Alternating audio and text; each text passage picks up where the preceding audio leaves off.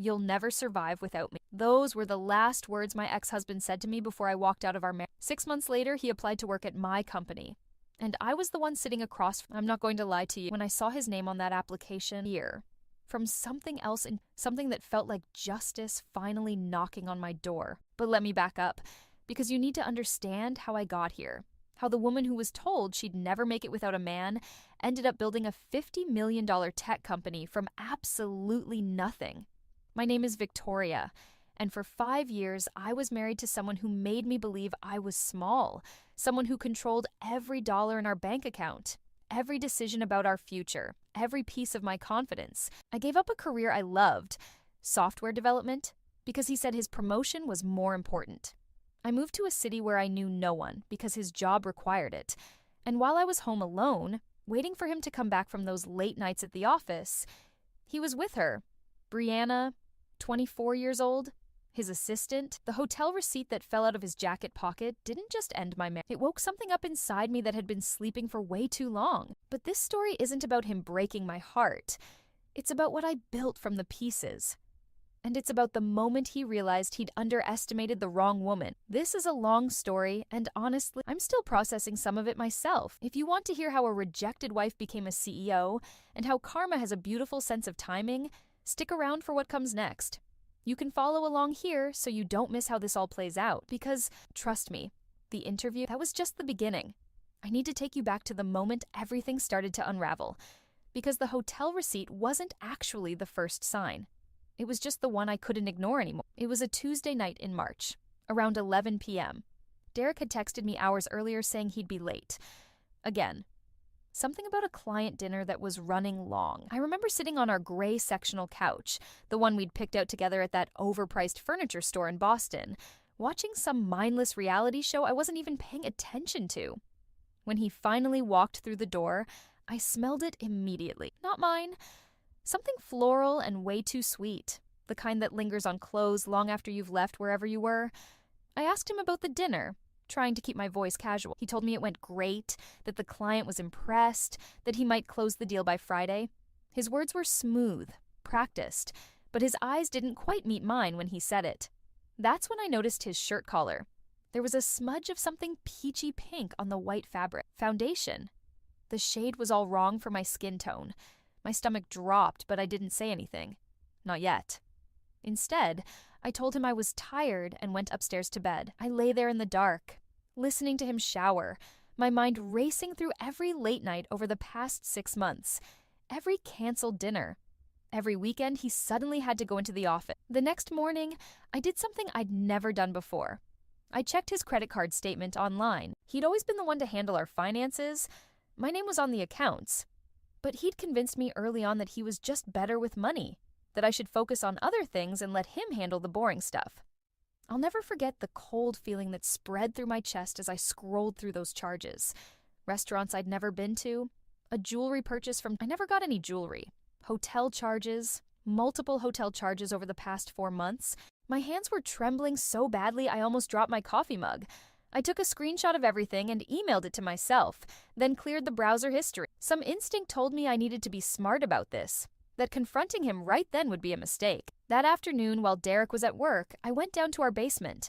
We'd converted part of it into a home office space, though Derek rarely used it.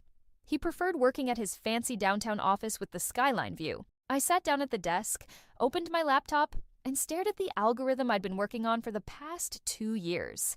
It was a cybersecurity program, something that could detect and prevent data breaches in real time. I'd been building it in stolen hours, early mornings before Derek woke up, late nights when he wasn't home, weekends when he was golfing with his colleagues. He thought it was just a hobby, something to keep me busy. He'd actually laughed once when I tried to explain what I was working on, told me it sounded complicated and that maybe I should take up yoga instead. But sitting there that day, looking at those hotel charges burned into my mind, I realized something. This algorithm wasn't just good, it was revolutionary, and I'd built it entirely on my own, without a single dollar of help from... I pulled up LinkedIn on my phone and started searching.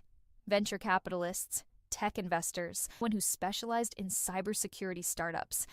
I spent the next 3 hours crafting the perfect pitch, attaching my technical documentation, my prototype demo video, everything I'd been too scared to show. By the time Derek came home that night, on time for once, probably feeling guilty, I'd sent out 17 emails to investors across Seattle, San Francisco, and New York. He found me in the kitchen, making dinner like nothing had changed. He kissed my cheek and asked about my day. I told him it was fine, uneventful, boring. I didn't mention the emails, or the credit card statement, or the plan that was starting to form in the back of my mind. 3 days later, I got my first response from an investor named Margaret Winters in San Francisco. She wanted to schedule a call to discuss my algorithm. My heart was pounding so hard when I read that email that I had to sit down. But that same night, the hotel receipt fell out of Derek's suit jacket, the one I was taking to the dry cleaner because I was still playing the role of the dutiful wife who took care of everything at home. The receipt was from the Liberty Hotel, room 447, 2 nights, charged to his personal credit card, the one I didn't have access to. I stood there in our bedroom holding that piece of paper, and something inside me just went completely cold and clear. The sadness I'd been carrying around for months disappeared. In its place was something sharper, harder. I took a photo of the receipt and added it to my growing evidence folder. Then I called Margaret Winters back and told her I was ready to talk business. Because I just realized something that would change. I didn't need to fix my marriage. I needed to fix my life. The call with Margaret Winters happened on a Thursday afternoon while Derek was at work. I locked myself in the basement office, my hands sweating as I dialed her number. She answered on the second ring, and for the next 45 minutes, I walked her through my algorithm. Every feature, every security protocol, every line of code I'd written in the dark, while my husband was out betraying me. My voice shook at first, but as I talked about the work, my work, something steadied inside. Margaret didn't interrupt once. When I finished, there was this pause that felt like forever. Then she told me she wanted to fly to Seattle to meet me in person.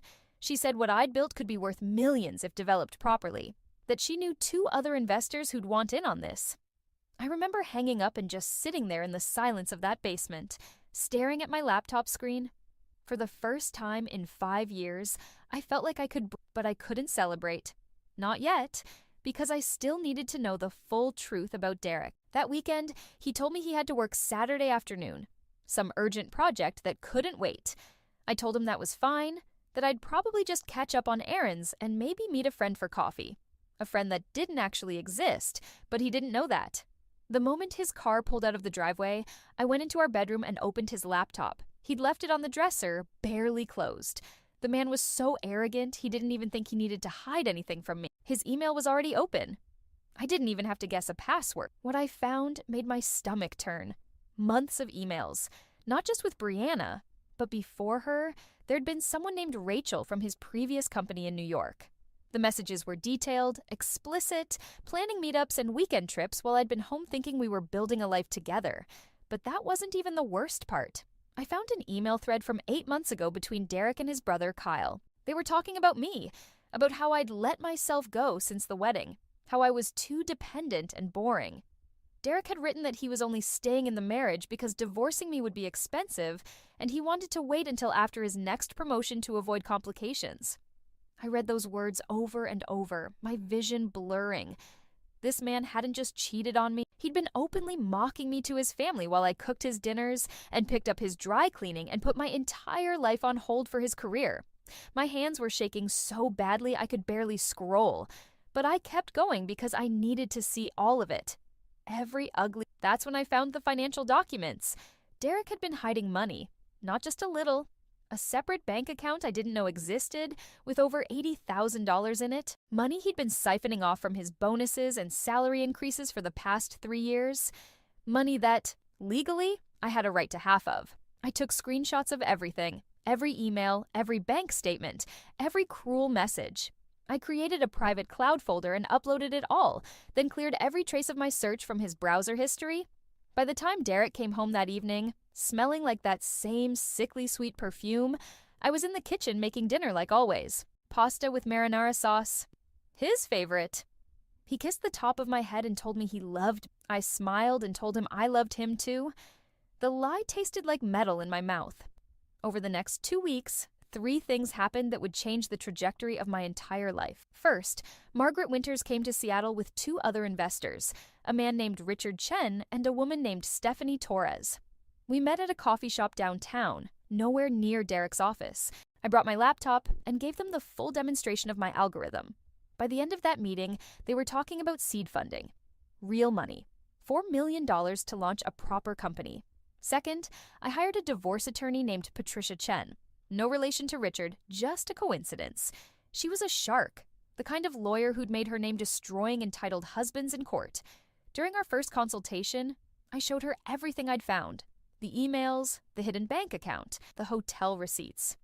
She looked at me across her mahogany desk and told me we were going to take him apart. And third, this is the part that still gives me chills, I discovered that Derek's affair with Brianna wasn't just some fling. They'd been planning something. I found a text message thread on his phone one night while he was in the shower. He'd left it charging on the nightstand, and a notification popped up from Brianna. Something about the timeline we discussed, and making sure everything's in place by... I opened the thread, my heart hammering in my ears. They were talking about me, about waiting until Derek got his next the big one, the VP position he'd been chasing for 2 years. Once that happened, once his salary jumped and his stock options vested, he was going to file for divorce. He'd already consulted with a lawyer about how to minimize what I'd get in the settlement. They had it all planned out. The promotion party where he'd announce our separation. The apartment Brianna had already picked out for them in the expensive part of town. Even the timeline for how quickly they could get married after the divorce was finalized. I was reading about the systematic dismantling of my life, laid out like a business strategy. But here's what Derek didn't know. What he couldn't have possibly known. That VP position he was counting on, the promotion that was supposed to fund his new life with his mistress, his company was about to lose their biggest client. I knew because that client's IT director had reached out to me 2 days earlier, interested in my algorithm. We'd had a preliminary meeting. He was impressed. Very impressed. And if I played this right, if I moved fast enough, I could sign that contract before Derek even knew what hit him. I put his phone back exactly where I'd found it, climbed into bed, listened to him come out of the bathroom, humming some tune like he didn't have a care in the world. The old me would have cried into my pillow, would have confronted him in a tearful mess and begged him to stay. But the woman lying in that bed wasn't the old me anymore. She was someone new, someone who just realized that the best revenge wasn't tears. It was building an empire. The next 3 weeks were the strangest of my entire life. I was living in 2 worlds at once, playing the role of oblivious wife while secretly building an escape plan that would blow up everything Derek thought he knew. Every morning, I'd wake up next to him, make his coffee the way he liked it, kiss him goodbye at the door. Every evening, I'd ask about his day and pretend to care about his office politics and his stories about difficult clients. And every single day, I was getting stronger while he had no idea the ground beneath him was turning to quicksand. The investor meetings were happening fast. Margaret, Richard, and Stephanie moved like they'd found gold, which I guess they had. We met in hotel conference rooms, co-working spaces, anywhere Derek would never accidentally run into us. They introduced me to lawyers who specialized in tech startups, accountants who could structure the business properly, advisors who'd launched companies that were now worth hundreds of millions. The paperwork was overwhelming. Operating agreements, stock option plans, intellectual property assignments. But I read every single page because I needed to understand exactly what I was building. This wasn't just about getting away from Derek, and this was about proving to myself that I was capable of something extraordinary. Patricia, my divorce attorney, was equally efficient. She'd filed the initial paperwork, but told me to wait on serving Derek. Her strategy was surgical. Let him think everything was fine until the moment we had maximum leverage. Let him relax. Let him get sloppy. It was during this time that Derek made his biggest mistake. It was a Wednesday night in early May. We were having dinner at home. I'd made salmon with roasted vegetables. Nothing special. When his phone buzzed on the table, he glanced at it, and his whole face lit up in a way it never did when he looked at me. He excused himself, said it was work, and stepped out onto our back patio to take the call. I could see him through the kitchen window. The way he smiled, the way he ran his hand through his hair the way he used to do when we first started dating, the way he laughed at something the person on the other end said. When he came back inside, I asked if everything was okay with work. He told me it was fine, just his boss calling about tomorrow's presentation. His voice was so casual, so practiced, but then he said something that made my blood run. He told me his company was about to close the biggest deal they'd had in 5 years, that if it went through, his VP promotion was basically guaranteed. He said it might even happen earlier than June, maybe by the end of May. He was glowing as he talked about it, about the salary increase, the corner office, the stock options that would be worth a fortune, and then, this is the part I'll never, he looked at me across our dinner table and told me that once he got that promotion, everything would change for us. That we could finally start thinking about buying a bigger house, maybe even starting a... He said it with such conviction, like he actually believed it. Like he hadn't been planning to leave me the second that promotion came through. Like there wasn't a folder on his laptop labeled post-divorce finances that I'd already screenshot and sent to my attorney. I smiled at him, told him I was so proud of him, reached across the table and squeezed his hand. Inside, I was doing calculations, because that big client he was talking about, the one that was going to secure his promotion and fund his new life with Brianna, that was Meridian Technologies. And I'd had my third meeting with their IT director, James Wu, just 2 days earlier. James had loved my algorithm demo. He'd brought in their CTO and their head of security for the second meeting. By the third meeting, they were talking concrete numbers. They wanted to be my first major client. They were ready to sign a 3-year contract worth $8 million. All I had to do was get my company officially launched before Derek's firm closed their deal with Meridian. The timeline was insane. I had maybe 2 weeks, 3 at most. That night, after Derek fell asleep, I went down to the basement and sent an email to Margaret, Richard, and Stephanie. I told them we needed to accelerate everything, that I needed the company incorporated and operational within 10 days. Margaret called me at 7 the next morning. She told me it would be tight, but it was possible. She asked if I was sure I wanted to move this fast, if I understood the pressure I was putting on myself. I told her I'd never been more sure of anything in my life. The next week was chaos. I was signing documents in coffee shop bathrooms between fake errands, taking calls with lawyers while Derek thought I was at the grocery store, meeting with the Meridian team during his work hours, then rushing home to have dinner ready by 6. I barely slept. I was running on adrenaline and cold brew coffee and the sharp, bright fury of someone who'd been underestimated for far too long.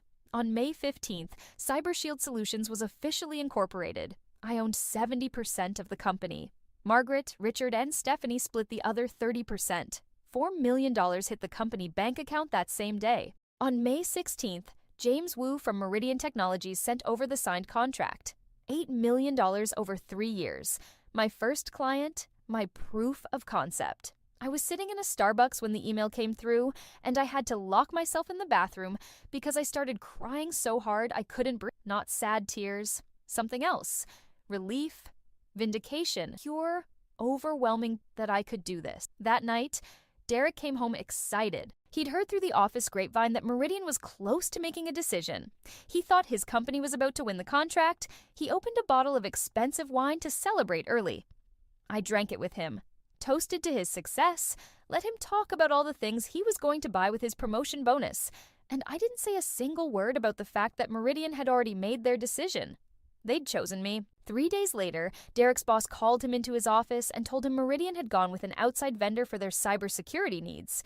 Some new startup they'd never even heard of. The deal Derek had been counting on, the one that was supposed to secure his promotion and his future with Brianna, had evaporated overnight. He came home that evening looking like someone had punched him in the stomach. He poured himself a whiskey and sat on the couch, staring at nothing. I asked him what was wrong.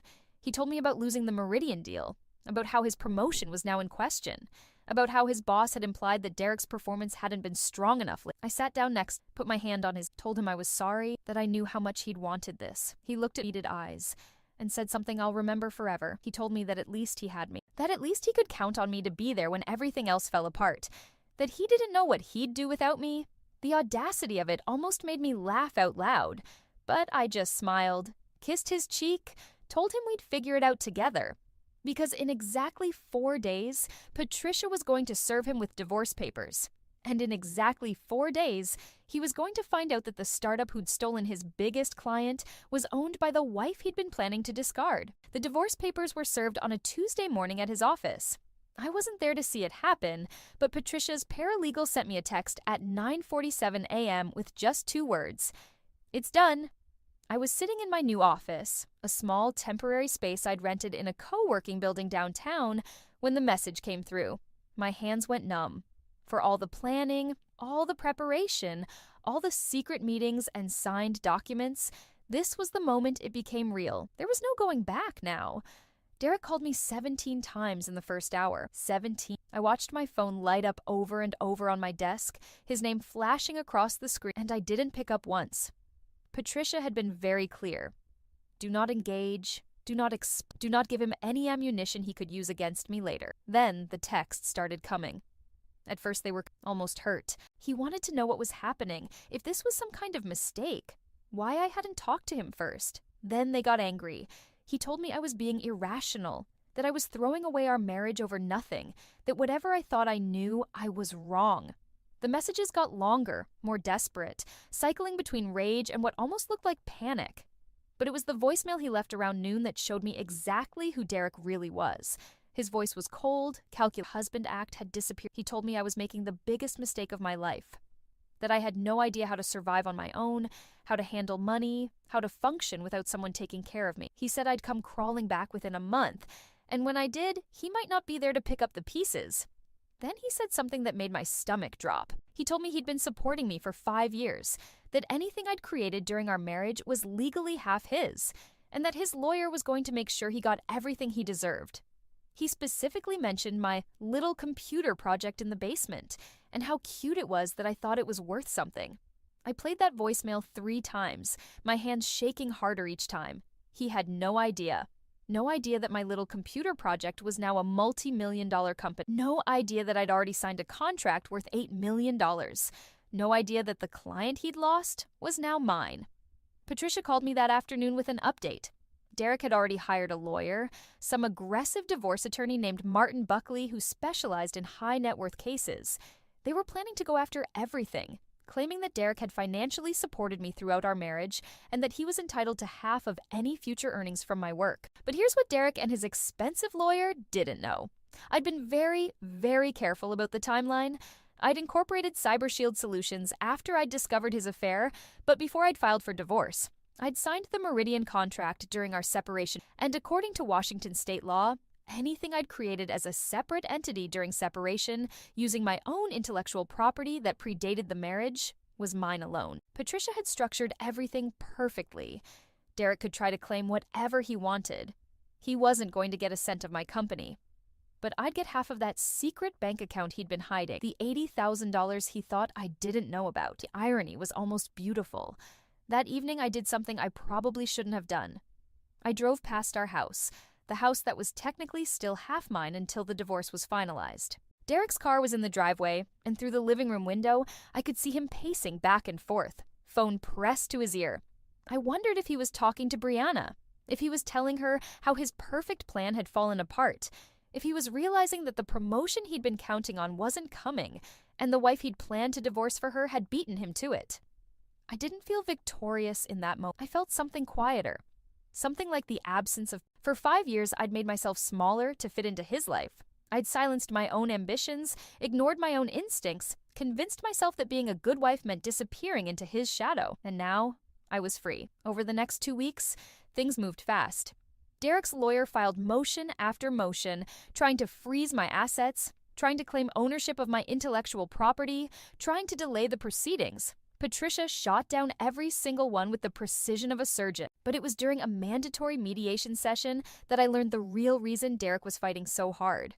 We were sitting in a conference room at the mediator's office, Derek on one side of the table with Martin Buckley, me on the other side with Patricia. The mediator, a tired-looking woman named Susan Reynolds, was trying to get us to reach some kind of settlement agreement. Martin was laying out Derek's position, that he deserved compensation for the years he'd supported me, that my company had been built on time and resources that belonged to the marriage, that he was entitled to a portion of future earnings. Patricia calmly pulled out a folder and slid it across the table.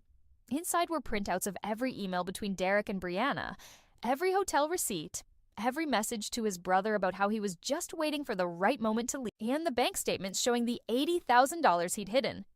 Derek's face went white. Martin Buckley actually stopped talking mid-sentence. Patricia asked if they'd like to reconsider their position. But Derek, and this is what showed me I'd never really known him at all, Derek looked at me across that table and tried one more time to manipulate me. He said he'd been confused, that the affair meant nothing, that he'd made mistakes, but we could work through them. He said if I'd just dropped the divorce, If I just give him another chance, he'd spend the rest of his life making it up to. His voice cracked when he said there were actual tears in his eyes, and I realized he wasn't sorry about what he was sorry he'd gotten. He was sorry his meal ticket had grown a spot. I looked at that my attorney would be in touch with a final settlement offer, and if Derek didn't accept it, we'd see him in court. Then I stood up and walked out of that room without looking back. Patricia caught up with me in the parking lot. She was smiling, and she told me that was one of the most satisfying moments of her career.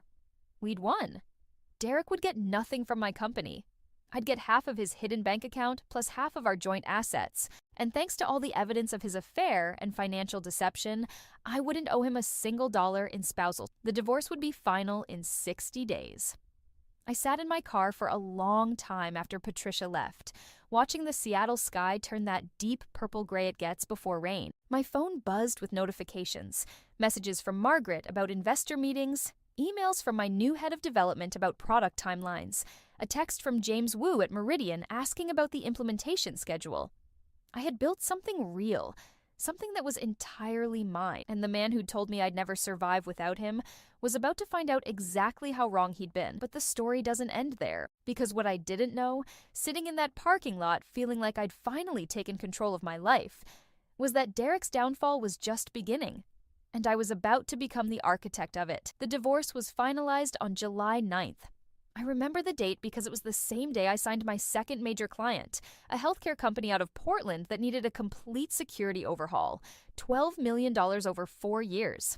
I was officially a CEO with $20 million in contracted revenue and a company valuation that made my head spin every time I thought about it. But more than that, I was single, legally, officially free of Derek Montgomery. Patricia took me out for champagne that evening at a rooftop bar overlooking Elliott Bay. We toasted to new beginnings and second chances, and for the first time in months, I let myself actually relax. The constant tension I'd been carrying in my shoulders, the knot in my stomach that never quite went away, it all started to loosen. I'd done it. I'd escaped. I'd won. Or so I thought. It was 3 weeks later when I got a call from Marcus Chen. Not Richard Chen, the investor. Marcus was someone I'd hired back in April when I first started suspecting Derek's affair. A private investigator Patricia had recommended. He'd been the one to confirm Brianna's existence, to document the hotel visits, to build the evidence folder that had destroyed Derek in mediation. I'd kept him on retainer after the divorce, mostly as a precaution. Derek had made some vague threats during the proceedings about not letting this go, and something in his tone had bothered me enough to want someone keeping tabs on him. Marcus called me on a Thursday afternoon while I was in a meeting with my development team. I almost didn't answer, but something made me step out into the hallway and pick up.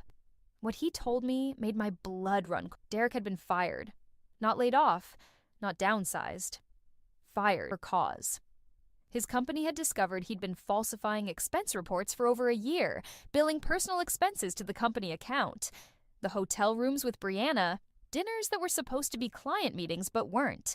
Even a weekend trip to Napa that he'd claimed was a business conference. They'd found everything during a routine audit that happened right after the Meridian deal fell through. Apparently, when Derek's performance had started slipping, his boss had decided to look more closely at his expenses. And once they started pulling that thread, the whole thing unraveled. He'd been escorted out of the building 2 days ago. No severance, no recommendation letter. Just a termination for cause that would follow him to every job he applied to for the rest of his career. But here's the part that made my stomach drop. Marcus had also discovered that Derek was broke. Not just broke, drowning. He'd maxed out 3 credit cards trying to maintain his lifestyle after losing his salary. The apartment he'd rented for himself and Brianna, the expensive one in Capitol Hill, was 3 months behind on rent. His car was about to be repossessed. And Brianna, she'd left him 2 weeks after he got fired, moved back in with her parents in Spokane, blocked his number. Marcus asked me if I wanted him to keep monitoring the situation. He said Derek seemed unstable, that he'd been drinking heavily, that he'd been seen sitting in his car outside my office building twice in the past week. I told Marcus yes. Keep watching. Keep documenting everything. Because something in my gut told me Derek wasn't done yet. I was right. The email came 3 days later, late at night, sent from an address I didn't recognize. The subject line was just my name in all caps. Inside was a message that tried to sound casual, but read like barely contained rage. Derek told me he'd heard about my company's success, about the contracts I'd signed, about how well I was doing. He said he was happy for me, that he always knew I was capable. Then he said he'd been thinking a lot about our marriage, about the work I'd done in our basement, about how he'd encouraged me to pursue my interests, even when he said he remembered buying me that expensive laptop I'd used to write the algorithm. He remembered paying our mortgage while I worked on my project instead of getting a real job. The implication was crystal clear. He'd supported my work, and therefore he deserved credit and compensation for my success. The email ended with a suggestion that we meet for coffee to discuss a possible business arrangement. He said it would be mutually beneficial, that we could both profit from what we'd built together. I read that email 5 times. My jaw clenched so tight my teeth. The laptop he was talking about? I'd bought it myself with money from selling my car after we moved to Boston. The mortgage he'd paid? That was his legal obligation as a homeowner, and I'd contributed to household expenses by managing everything else while he worked. He hadn't supported my dream. He'd tolerated it because he thought it was harmless, a hobby that kept me busy while he built his affair behind my back. And now that my hobby was worth millions, he wanted his cut. I forwarded the email to Patricia immediately. She called me within 10 minutes, and I could hear the anger in her voice even through the phone. She told me to not respond, to not engage, that this was likely the beginning of him trying to build a case for a post-divorce claim on my assets. She also suggested I might want to hire security. Just as a precaution, I thought she was being paranoid. But then Marcus sent me photos from that week's surveillance. Derek outside my office building, Derek sitting in a coffee shop across from my apartment. Derek's car parked 3 spaces down from mine in my parking garage. He was following me. The next day, I hired 2 security professionals. One to monitor my apartment building entrance, one to sweep my office for any surveillance equipment. I changed all my passwords, enabled 2-factor authentication on everything, and installed cameras at every entry point to my home. Patricia filed a restraining order request based on Derek's harassment and stalking behavior. The hearing was scheduled for 2 weeks out, but it was during this time that something unexpected happened, something that would change the entire trajectory of what came next. I got a LinkedIn message from Brianna. I almost deleted it without reading. The last person I wanted to hear from was my ex-husband's former mistress. But curiosity got the better of me. The message was long, rambling, and clearly written by someone who was terrified. She told me she was sorry, not just sorry for the affair, though she mentioned that too, but sorry for everything she was about to tell me. She said she'd been stupid and naive, and had believed Derek when he told her I was cold and distant, and that their marriage had been over for years. But after he got fired and she left him, Derek had started calling her dozens of times a day, showing up at her parents' house in Spokane, sending her threatening messages saying she owed him for everything he'd lost. He'd told her it was my fault, that I'd deliberately sabotaged his career by stealing his client, that I'd seduced the Meridian executives and poisoned them against him, that everything that had happened to him was because I was vindictive and cruel and out to destroy him. Brianna said she'd started to believe him until she'd done her own research and found articles about CyberShield Solutions, about me, about how I'd built the company from scratch with my own algorithm. She realized Derek had been lying to her about everything, and now she was scared because he'd told her that if he couldn't get what he deserved from me through legal means, he'd find another way. She didn't know what that meant, but she thought I should know he'd said it. I stared at that message for a long time, my heart pounding. Then I called Marcus and told him we needed to increase surveillance immediately. And I called Patricia and told her we needed to move up that restraining order because Derek Montgomery wasn't just bitter and broke, he was becoming dangerous. And I needed to be ready. The restraining order hearing was scheduled for August 23rd at 2 p.m. Patricia told me to prepare for Derek to show up with his lawyer and fight it. She said men like him, men who'd lost control, rarely went down quietly. She was right. Derek showed up to that courthouse looking like a completely different person than the man I'd married. His suit was wrinkled, like he'd slept in it. His hair, which he'd always kept perfectly styled, was too long and uncombed. But it was his eyes that scared me. They had this hollow, burning quality, like something inside him had broken and been replaced with something darker. Martin Buckley wasn't with him. Apparently, Derek couldn't afford his legal fees anymore. Instead, he had some court-appointed attorney who looked fresh out of law school and completely overwhelmed. The hearing lasted 45 minutes. Patricia presented Marcus's surveillance photos, the threatening email, Brianna's LinkedIn message about Derek's unstable behavior. She built a case that was airtight and terrifying. Derek's lawyer tried to argue that his client was simply trying to have a conversation with his ex-wife about intellectual property rights, that sitting in his car near my office wasn't illegal, that I was being paranoid and vindictive. The judge wasn't buying it. She granted a temporary restraining order. Derek had to stay at least 500 feet away from me, my home, and my office at all times. Any violation would result in immediate arrest. I watched Derek's face when the judge made her ruling. He didn't look angry. He looked empty, like someone had reached inside him and scooped out everything human. As Patricia and I were leaving the courthouse, I made the mistake of glancing back. Derek was standing in the hallway, watching, and even from 30 feet away, I could see his mouth form words. "This isn't over." That night, I couldn't sleep. I kept checking my security camera feeds, jumping at every sound in my apartment building. I'd installed 3 deadbolts on my door and kept my phone on the nightstand with 911 ready to dial. I was successful, independent, in control of my life. So why did I feel like I was waiting for something terrible to happen? The answer came 2 weeks later, but not in the way I expected. I was at my office late on a Tuesday evening, reviewing quarterly projections with my CFO when Marcus called. His voice had an urgency I'd never heard before. He told me Derek had been trying to sell a story to tech blogs, a story about how I'd stolen his ideas, used his resources, and built my company on work that rightfully belonged to him. He'd been reaching out to journalists, offering interviews, trying to plant seeds of doubt about my credibility. But here's the thing. No one was biting, because when the journalists actually looked into it, they found that Derek had no background in software development, no patents, no proof of concept. Nothing that suggested he'd contributed anything to my algorithm except a mortgage payment on a house we'd both. His story was falling apart. Tell it. Marcus said Derek had become increasingly desperate. He'd been seen meeting with some of his old colleagues from his previous company, the one in New York. Marcus didn't know what they'd discussed, but something about it felt off. I asked Marcus to dig deeper, find out who Derek was talking to and why. What Marcus discovered 3 days later changed everything. Derek's old boss from New York, a man named Richard Castellano, had been fired 6 months before Derek moved to Boston, fired for corporate espionage. He'd been caught selling client information to competitors, and now Derek was meeting with him regularly. Marcus sent me photos from outside a bar in Pioneer Square. Derek and Richard, heads close together, looking at a laptop screen. Another photo from a parking garage, Richard handing Derek what looked like a flash drive. My stomach twisted into knots. I called an emergency meeting with Margaret, Richard Chen, and Stephanie. I showed them everything. The surveillance photos, Brianna's warning, the pattern of Derek's behavior.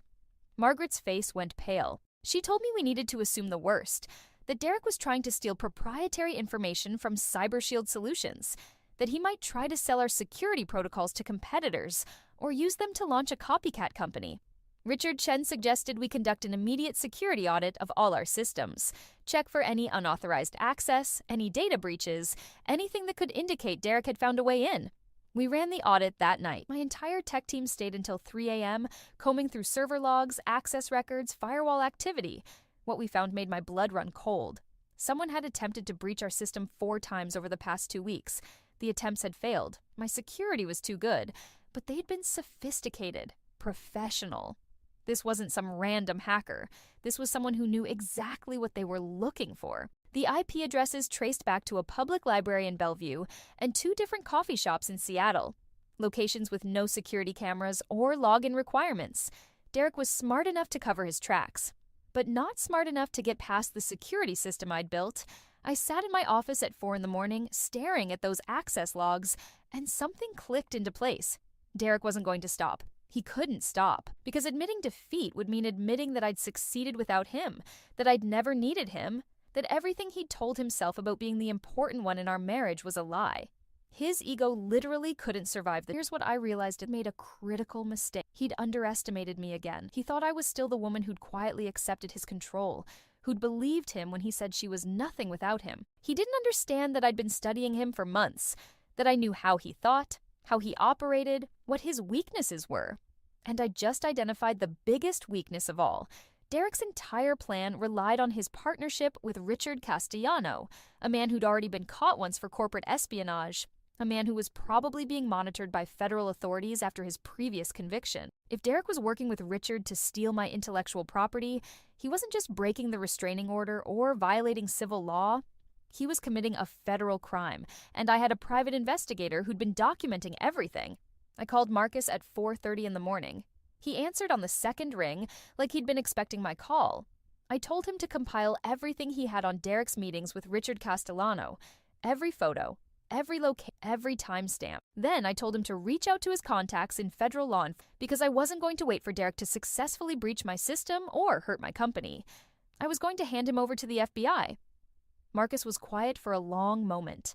Then he said something I'll never. He told me I'd become someone Derek should have been terrified of from the beginning, someone who played chess while he was still learning checkers. The next morning, I had a meeting scheduled with Stephanie about hiring plans for Q4. But when I walked into the conference room, she wasn't alone. Sitting next to her was a woman in a dark suit with a federal badge clipped to her belt. Special Agent Lisa Morrison, FBI Cyber Division. Stephanie looked at me with something like admiration in her eyes. She told me she'd taken the liberty of reaching out to some contacts after our security audit. That Agent Morrison specialized in corporate espionage cases. That she'd been very interested in what we'd found. Agent Morrison shook my hand and told me she'd been building a case against Richard Castellano for months. They knew he'd been trying to get back into the industry through proxies. They just hadn't been able to catch him in the act until now. She asked if I'd be willing to cooperate with their investigation, to provide the access logs, the surveillance photos, everything Marcus had compiled. I didn't hesitate. I told her yes, because Derek had pushed me into a corner thinking I'd crumble. Instead, I'd built a fortress. And now, the walls were about to close in on him. The FBI moved fast, faster than I expected. Agent Morrison explained that once they had our evidence, the attempted breaches, the surveillance photos of Derek meeting with Richard Castellano, the timeline that connected everything, they had enough for a warrant. They'd been waiting for Richard to make a move, and Derek had handed it to them on a silver platter. The operation went down on September 14th at 6 a.m. I wasn't there to see it, but Agent Morrison called me 3 hours later to tell me what happened. They'd raided Richard Castellano's apartment in Tacoma and found everything. Stolen source code from his previous employers, plans to reverse engineer my security algorithm, email chains with Derek outlining their strategy to either force me into a settlement by threatening to release a compromised version of my software or to sell what they could steal to my competitors. Derek had been arrested at the same time, caught with a laptop full of documentation about CyberShield's clients and security protocols, information he couldn't have obtained legally. Agent Morrison told me Derek had broken down almost immediately during questioning, started talking about how I'd ruined his life, stolen his future, destroyed everything he'd built. He'd actually told the federal agents that he deserved half of my company because he'd supported me during our marriage. The FBI agent on the case had apparently looked at him and said that support during a marriage didn't entitle anyone to commit federal crimes. Derek was being charged with conspiracy to commit corporate espionage, unauthorized computer access, and theft of trade secrets. Richard Castellano was facing even more serious charges as a repeat offender. If convicted, Derek was looking at 5 to 10 years in federal prison. I sat in my office after that phone call, staring out at the Seattle skyline, and felt absolutely nothing. No triumph, no satisfaction, just this hollow, quiet relief that it was finally over. Patricia called me an hour later. She'd already heard through her legal network about Derek's arrest. She told me this was the best possible outcome, not just for my safety, but for my company. Any future claims Derek might have tried to make against me were now dead in the water. No court would side with a convicted felon trying to extort his ex-wife. But it was Margaret who said something that really stuck with me.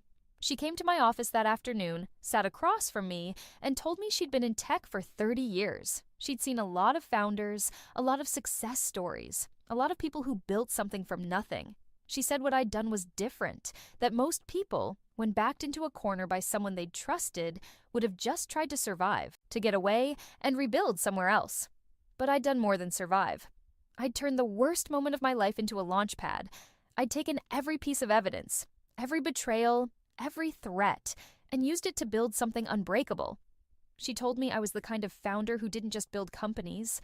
I built legacy. I went home that night to my apartment, the one Derek had never set foot in, the one that was finally let myself, not sad tears, exhausted tears, yourself together for so that it's okay to fall apart. I cried for the woman I'd been 5 years ago, who'd believed that love meant making yourself small, for the wasted, the ignored red flags, the version of myself I'd abandoned to make someone else come. And then I stopped crying and I opened my laptop and I got back. Because CyberShield Solutions was growing faster than we'd projected.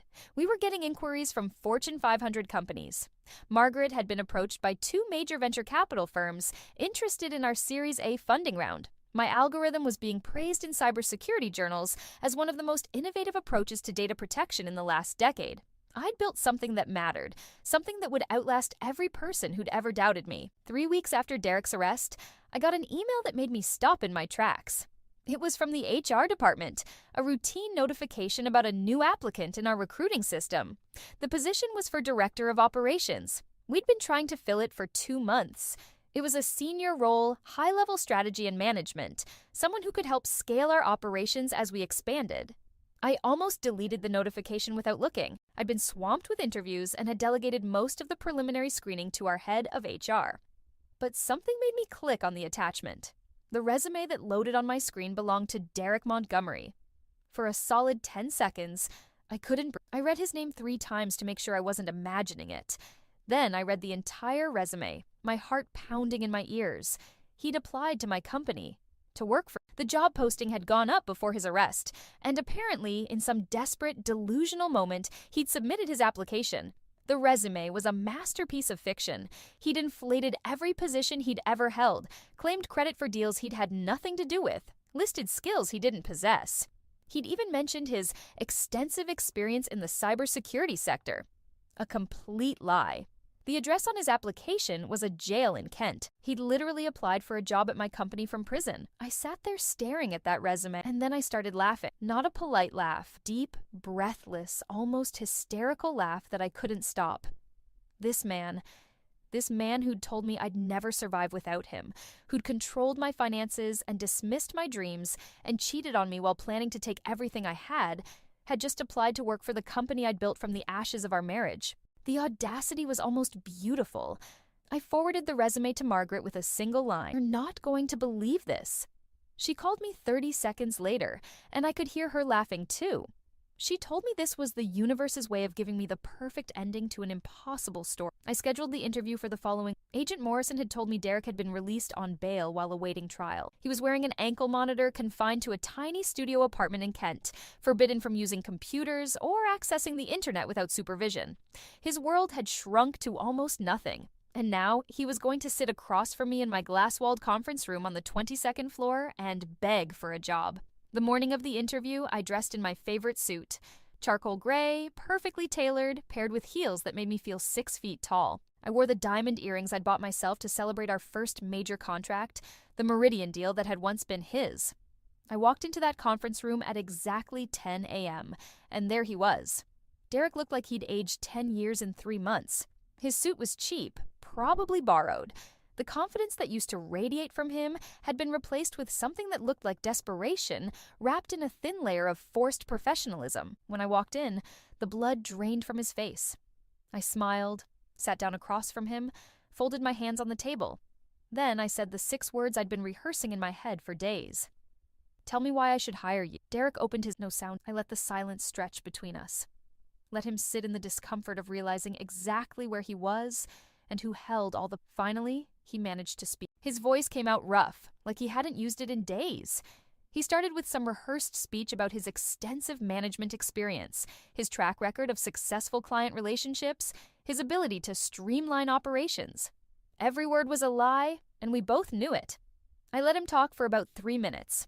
Then I held up my hand, and he stopped immediately, like a trained dog responding to a command. I asked him if he knew what this company did, if he understood the technology we'd built, if he had any actual cybersecurity experience beyond inflating his resume.